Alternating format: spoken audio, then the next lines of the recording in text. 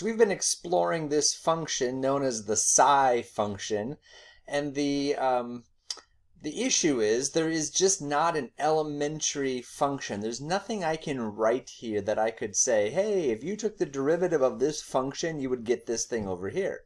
Sometimes people try, but it's not right. And they might even try integration by parts, and it just we get in some trouble. And so the point is, the reality is, there's this thing called the psi function that I want you to explore. And we did that with Desmos, and we saw it, and so it's kind of like this. It's almost like we could say, now this is not mathematically precise, this is just to kind of communicate what I'm trying to communicate here, that the function whose antiderivative is sine t over t, while it cannot be written in symbols, I could write it as a graph.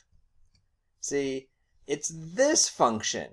The function exists, this psi of x.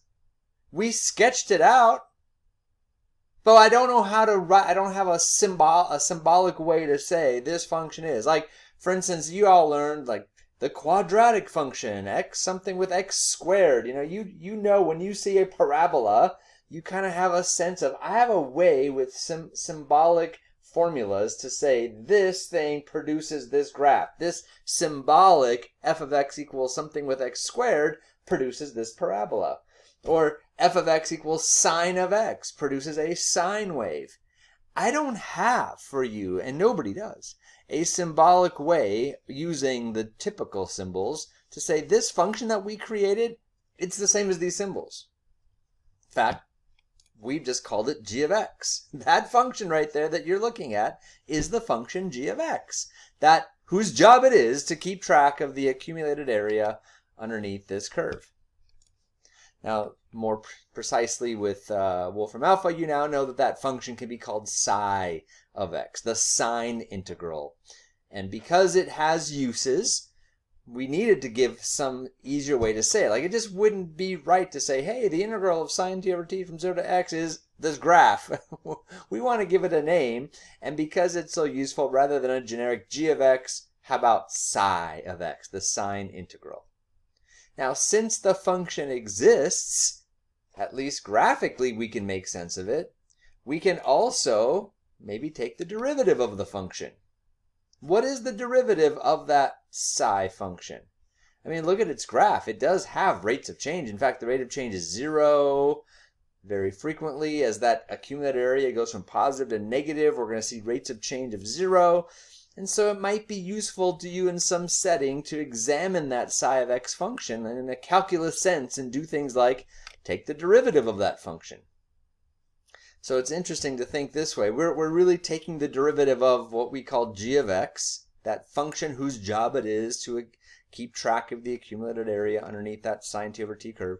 Or we're really saying take the derivative of that function. Again, this is not formal mathematical symbolism here. It's just a way to communicate that that's what we're doing. We're taking the derivative of this function, named g of x or psi of x, and there's its graph. Take the derivative of that function. Well, to take the derivative of that function, we've been just saying well, let me back up. I jumped the gun there. Before I take the derivative of that function, let's think about that antiderivative just one more time. The antiderivative of that function we've been just calling g of t, I guess in this case, evaluated from 0 to x. So by the fundamental theorem, g of x minus g of 0, fundamental theorem of calculus. Now g of 0, remember, when we input a 0 for x, the integral from 0 to 0 was 0. So it's really just g of x minus 0, or just g of x. G of x is that integral as we said. So now we're going to take the derivative of that function. We're going to take the derivative of g of x. Now I hope you can see from all the work we've done so far that this g of x function, which we have a picture of, a graph of, this g of x function, if we took its derivative, would just return us right back to that integrand. The derivative of g of x is going to take us right back to that sine t over t, but with an input variable of x now. So the derivative of this function is going to be sine x over x. Now, just to kind of bring some more sense to that, we're going to go back to Desmos, and this time I do want you to see what I have over here, because what I have over here is, remember the function g of x. I've just defined it here, and I was able to define it in such a way that you could see it get built little by little. Let me turn off some things here. So the accumulated area underneath that curve, remember how that worked? And now we're going to take the derivative of that function there in red. The function in red is the function we're talking about. The derivative of that function should take us right back to the original function. You can see it there in orange. Remember that original function, as we accumulated that area underneath that curve, produced the red function. And if we took the derivative of that red function, named g of x here in Desmos, boom, there it is. So, yeah, I hope you can see that that's true. And it does kind of make sense, too, because, look, the derivative, this red function is increasing, so the derivative is positive, but it's getting less and less and less and less positive. The derivative of the red function is 0. Boom. The derivative of this red function is negative. Boom. The derivative is 0. Boom. The derivative is positive. Boom. Etc., etc., etc. So yes, the derivative of this red function is this orange function, the original sine t over t function that we had here in black.